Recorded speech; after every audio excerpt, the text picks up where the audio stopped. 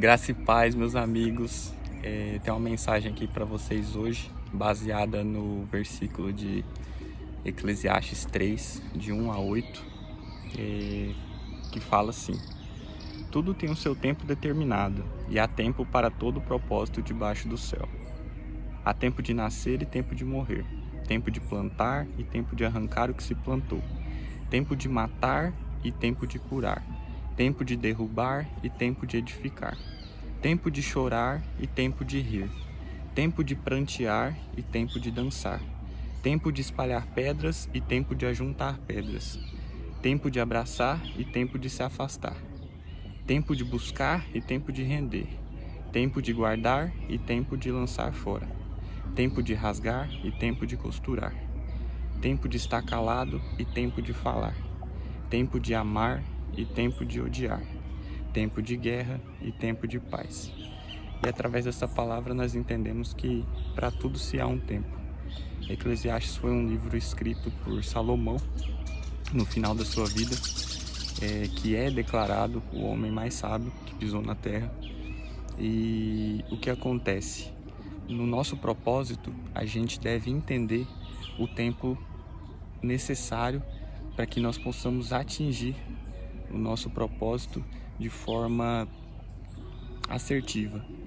E uma história e um fato que revela muito isso é a história de como funciona o nascimento de um bambu.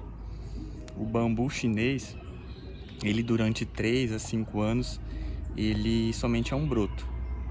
E durante esse período de 3 a 5 anos, ele vai criando raízes e ele não cresce.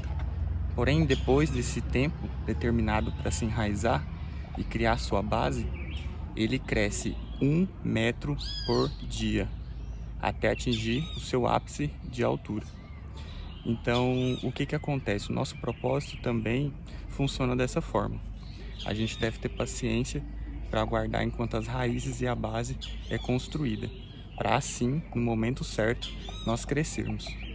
E o nosso propósito com Deus, ele pode levar tempo, mas quando a gente constrói a base necessária, ele vai crescer 1 metro por dia, até atingir o seu limite. Apesar que, com Deus, não existe limites, porque se for da vontade dele, o limite é ele que determina.